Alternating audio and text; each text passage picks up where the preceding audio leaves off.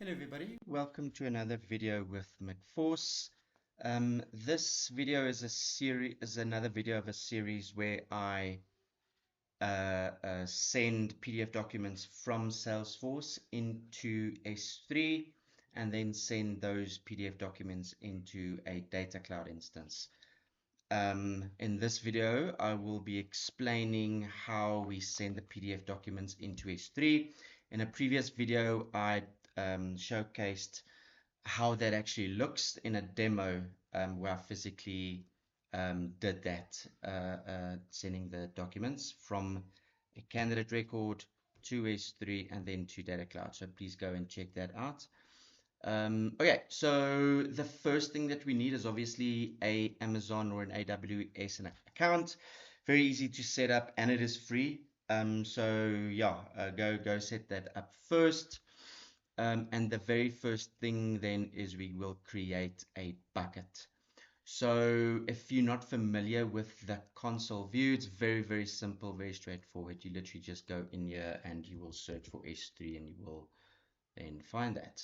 Right, so from S3, we create a bucket, give it a name, and that is basically it. You don't need to do anything else. Yeah, so create the bucket, make sure of the region, because that is quite important. Okay, so once you've got the bucket, we will be creating a user. From here, we will search for IAM and click on users and create user. We're going to give it a name. I'm just going to say test. I'm not actually going to create it. Add user to group. That's not too important. Click next. We'll be creating permissions later on. So yep, click create user. Once you've got the user, you need to add a couple of, well, for now, only one permission, which is the Amazon S3 full access. Don't worry too much about these, that they will be added on later on automatically, actually. But super simple. From here, you go click on add permissions, attach policies directly, and you just search for the Amazon S3 full access. All right, once you've done that, you will go to security credentials and click on create access key. You're going to choose other, click next, and you will give it a description. Not too important, it's just literally giving it a name. Once it's created, you need to take note of your access key as well as your secret key. Very important. You need to copy and paste this on a notepad. All right. Once you've got that, we will be heading over into Salesforce. All right. So let's go into Salesforce here. The very first thing that we actually want to do is create a remote site setting. Now, what a remote site setting is for, it's basically, so Salesforce blocks all external HTTP callouts by default, and this is basically whitelisting your S3 endpoint so that your Apex class, which we will be creating later, can send the request to it. So your remote site setting, very straightforward.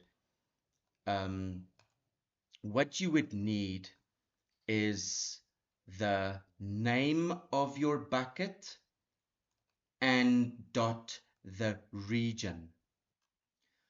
So if you go back into your bucket, it will be just copy this dot EU-West-2, and then very important, you will put the HTTPS and followed by aws.com,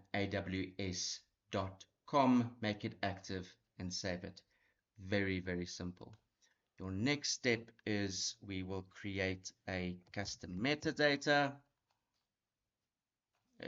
Uh, Custom metadata. I'm going to create a couple of fields on it. The access key, bucket name, host region, and secret key. And we are going to create a record where we will store the user. Remember, we copied and pasted those user details or the access keys. So we will be pasting the access key in here, the secret key in here, the region.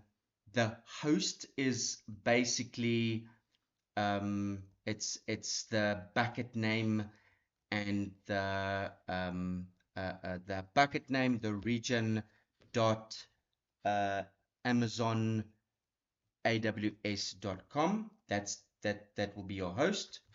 All right. So we obviously need to do this because we don't want to hard code these keys inside the Apex code. Right. So once we've got this, we can then go over and create our Apex class. So let's see.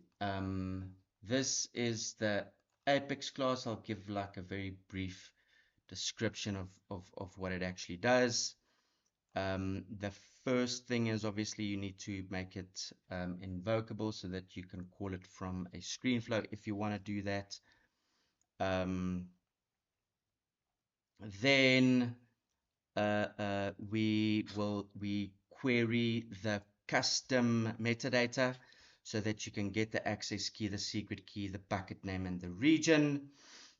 We will build the S3 endpoint URL, and we will query the content version, and that will be a blob, obviously, because of the PDF. We will create the AWS v4 authentication header using the access key and the secret key. We will build a HTTP put request where we then, we've got the S3 URL endpoint with the headers authorization, the body, a PDF blob, and then we will send the HTTP. First, it does the security check where it checks in your remote site settings. If the URL is allowed, the request will be sent, and S3 will receive PDFs. S3 will then receive it, the PDF, it stores it in the bucket, and it's going to return 200, obviously okay. And then it can give you a success message. All right. And yeah, that's basically it. You can now put this in your flow.